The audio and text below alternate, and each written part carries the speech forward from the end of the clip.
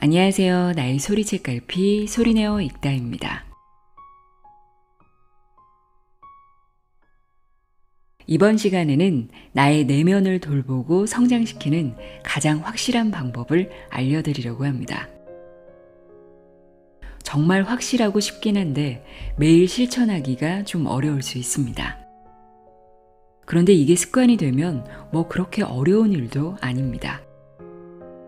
이것을 습관처럼 실천하다 보면 나라는 사람은 어떤 사람인지, 무엇을 좋아하고 싫어하는지, 나는 어떤 일을 할 때 행복한지, 나는 왜 그의 말에 상처를 받았는지, 그 일을 왜 아직까지 잊지 못하고 있는지 등등 나 자신을 매우 객관적으로 들여다보고 이해할 수 있습니다. 우리는 자신을 잘 안다고 생각하죠. 하지만 이 방법을 실천하다 보면 생각보다 나 자신에 대해 무지했음을 발견하게 됩니다. 제가 지금까지 얘기한 이것은 무엇일까요? 얼마 전에 소개한 책 쓸수록 나는 내가 된다에서도 이야기했던 글쓰기입니다. 그냥 글쓰기가 아니라 일기쓰기입니다. 좀 더 구체적으로 말하면 아침 일기 쓰기입니다. 고작 일기 쓰기야? 하고 실망하셨나요? 오늘은 제가 여러분들이 아침 일기를 꼭 쓰셨으면 하는 바람에서 이 영상을 만들게 됐습니다. 저는 아침 일기를 쓴 지 한 5년 정도 됐어요. 아침 일기에 감사일기까지 더했은 지는 한 2, 3년 정도 됐습니다. 매일 아침 제가 일기를 쓰는데 걸리는 시간이 어느 정도 될 것 같은가요?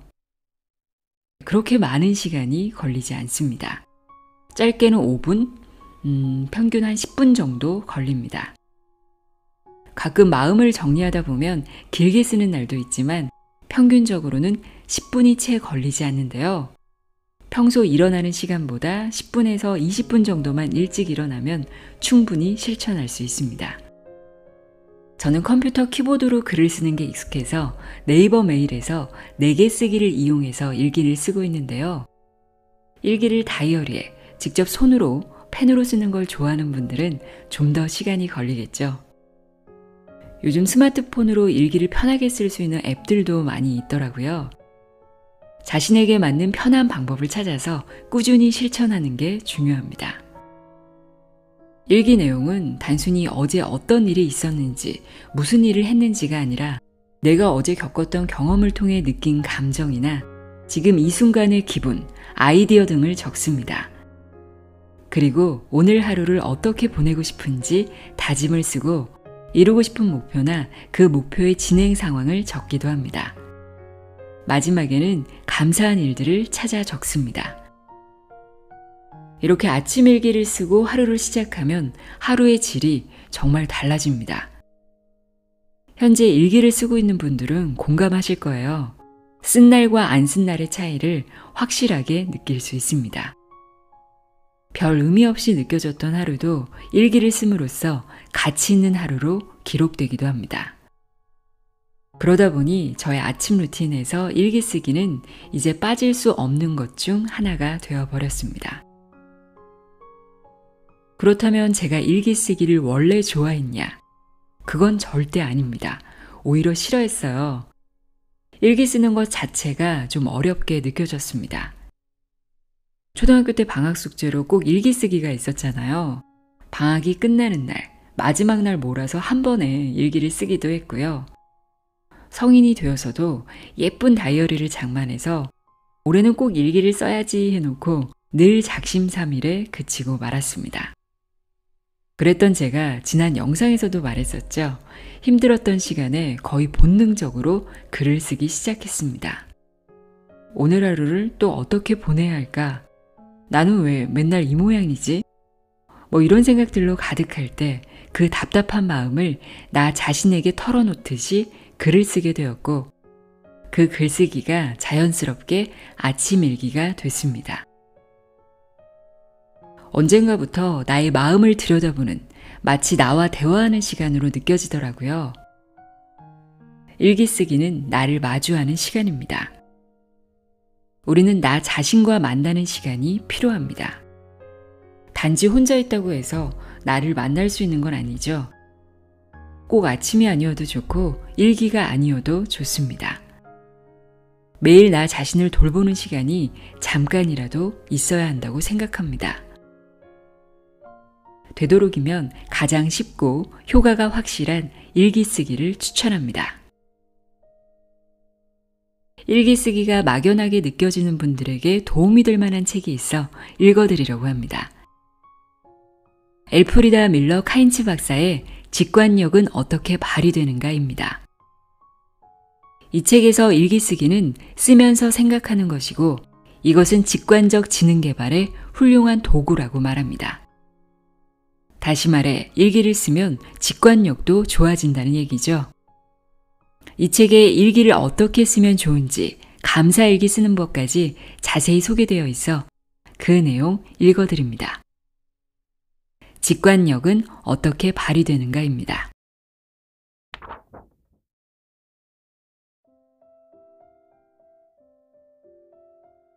나는 누구이고 어떤 사람인가? 나는 영혼을 지닌 육체인가, 육체를 지닌 영혼인가? 다음과 같은 상상을 해보면 이 질문에 대한 답을 찾을 수 있을 것이다. 당신의 차가 더 이상 앞으로 나가지 않는다. 당신은 외부 차체만 여기저기 살핀다. 그런데 고장난 곳은 엔진과 배터리다. 고장의 원인인 엔진이나 배터리는 수리하지 않고 차체만 손본다면 아무리 많은 시간을 들인들 무슨 소용이 있겠는가? 이 상황을 사람에게 대입해보자. 사람에게 엔진은 영혼이고 차체는 몸이다. 이에 대해 심리학자 융은 다음과 같이 말했다. 영혼은 지구상의 모든 힘을 모은 것보다 몇 배는 더 강한 진정한 힘이다. 영혼을 극도로 발달시켜야 자연과 평화 조약을 맺을 수 있다. 우리 안의 평화가 우리 주변의 평화를 이끌어낸다. 여기서는 문제의 해결책과 개선책을 자신의 영혼에서 찾고 모든 현상을 내면으로, 즉 직관적으로 파악하는 길을 보여주고자 한다. 그중 한 가지가 일기쓰기다. 일기쓰기는 자신을 파악하고 인성을 발달시키는데 커다란 도움이 된다. 쓰면서 생각하기는 직관적 지능 개발의 훌륭한 도구다. 생각과 감정을 종이에 적는 동시에 머리가 배에서 멀어지는 것을 방지할 수 있기 때문이다. 또한 생각의 흐름, 감정, 아이디어 등을 종이에 남겨두면 그것들로부터 좀 더 쉽게 벗어날 수 있고 필요할 때 다시 불러올 수 있다는 장점도 있다. 따라서 머리와 배는 새로운 정보들을 더 많이 받아들일 수 있게 되고 지금 이 자리에 온전히 집중할 수 있게 된다. 일기쓰기는 영혼의 질서를 잡아준다. 일기장에는 어떤 내용을 적어도 좋다. 자신의 모든 생각과 감정을 기록하면서 자신과 대화를 나누는 것이다. 이는 매우 효과적인 묵상법인 동시에 신과 대화를 나누는 방법이다. 영감, 착상, 아이디어 등이 떠오를 때 일기장에 적어보라. 무엇이 자신을 행복하게 만드는지, 무엇에 대해서 감사해야 할지, 무엇이 마음에 걸리는지, 무엇이 심기를 불편하게 하는지를 기록하고 두려움과 염려도 일기장에 털어놓아라. 그리고 무엇보다 소원과 질문들을 기록해두라. 메모 형식으로 일기를 써도 나쁘지는 않지만 그보다는 일기 쓰기를 일종의 표현력 향상 훈련으로 생각하고 문장으로 쓰면 더욱 좋다. 머릿속의 기억은 쉽게 바래거나 지워지지만 적절한 표현을 찾아가면서 생각을 종이 위에 붙잡아두면 이는 영원히 남는다. 일기장을 뒤적이며 지난 일들을 훑어보다 보면 앞으로 자기 삶에 다가올 변화가 눈에 들어오는 경우도 적지 않다. 꼼꼼하게 적어둔 일기 속에서 얼핏 보기에는 앞뒤가 맞지 않는 일이 발생하는 원인도 찾을 수 있다. 말하자면 일기는 자기를 파악하고 단점은 고치라고 격려해주는 친구와 같은 것이다. 일기를 쓸 때에는 다음의 3가지를 기준으로 생각을 구분해 정리하라. 첫째, 감사하며 되돌아보기. 오늘 하루를 파노라마처럼 눈앞에 떠올려 보라. 이때 최대한 감사하는 자세를 지니는 것이 좋다. 그런 다음 자연의 법칙을 염두에 두고 오늘 일어난 사건의 의미와 자신이 드러낸 강점과 약점을 떠올려 보라. 강점과 약점을 떠올릴 때 당신을 비춰준 거울에 특히 유의하라. 다음으로 오늘 당신에게 에너지를 더해준 것과 앗아간 것은 무엇이었는지 알아보면서 감정의 소리를 들어라. 둘째, 소원과 계획을 적어보라. 셋째, 떠오르는 질문을 기록하라. 소원 옆에는 시옷, 질문 옆에는 지읒, 그리고 각각의 질문에 따른 답변에는 디귿을 표시해두면 나중에 한눈에 알아볼 수 있을 것이다. 관련된 페이지를 적어놓는 것도 나중에 다른 생각이 떠올랐을 때 해당 질문을 쉽게 찾을 수 있는 방법이다. 글자가 아닌 색깔로 소원과 질문을 구분해 놓을 수도 있다. 이렇게 구분해 놓으면 자신에 대해 더 많은 것을 알 수 있다. 관찰하는 법을 배우라. 자신의 하루가 어떻게 지나가는지, 자신이 어떤 사람들을 만나는지에 대해 깨어 있어라. 자신의 하루를 다양한 시각에서 되돌아보라. 그러면 자신에 대해 놀라울 정도로 많은 것을 발견하게 될 것이다. 일기를 쓸 때 맨 첫 단어를 항상 감사한다로 써보라. 그날 일어난 사건에 대한 시각이 완전히 달라질 것이다. 일기를 적을 때 감사하는 마음으로 되돌아보는 것이 가장 중요하다고 말하는 것도 이 때문이다. 오늘 일어난 일에 대한 자신의 느낌을 평소처럼 일기에 기록하고 내일은 감사한다는 말로 일기를 시작해보라. 기분이 어떻게 달라지는지 주의 깊게 느껴보라. 다음은 감사일기의 예이다. 예시일은 자신의 느낌을 평소처럼 일기에 기록한 것이고 예시인은 감사한다는 말로 일기를 시작한 것이다. 예시1. 어제 나는 직장 동료 때문에 매우 화가 났다. 그녀는 상사가 보는 앞에서 나를 비난했다. 내가 쓸모없는 사람이라는 느낌과 좌절감이 들었다. 이제 어떻게 상사를 마주 보아야 하지? 예시2. 감사한다.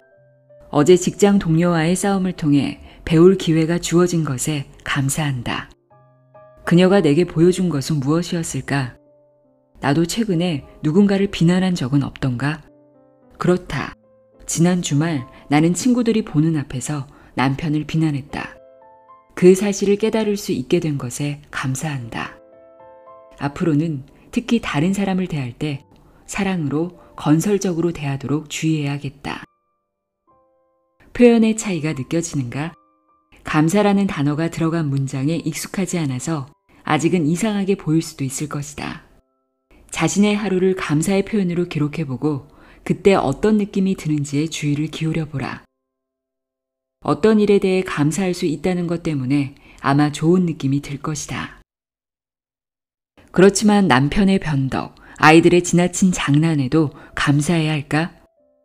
좋은 사업 기회를 놓쳐버리거나 직원이 실수를 했을 때 그것에 대해서 감사하기는 어렵지 않을까? 다리가 부러지거나 차 사고가 났을 때 혹은 친구가 나와 내 아내 사이를 이간질할 때에는 도저히 감사할 마음이 생기지 않는 것이 당연하지 않을까? 불행했던 내 어린 시절, 폭군이었던 아버지 등 이 모든 일에 내가 감사해야 된다는 말인가? 등의 질문이 꼬리를 이을 것이다. 물론 살다 보면 절대 감사할 수 없을 것 같은 일들도 일어난다. 그러나 독수리의 시각, 한 차원 높은 관점에서 일정한 거리와 시간을 두고 바라보면 모든 것이 다르게 보일 것이다. 자신의 실수와 약점, 그리고 무엇보다 그런 것들을 통해 깨달음을 얻을 수 있다. 우리는 비건설적인 사고방식과 행동 양식을 자신의 책임을 전가하는 일종의 보호책으로 삼기도 한다. 우리의 영적 발달 수준이 낮기 때문에 그런 보호책을 만드는 것이다. 그렇다 하더라도 자신에게 화를 내고 자신을 하찮게 여길 필요는 없다. 영혼을 발달시켜 나가면 이런 보호책은 더 이상 필요하지 않게 될 것이기 때문이다. 감사하는 마음을 가져야 자신을 사랑할 수 있다.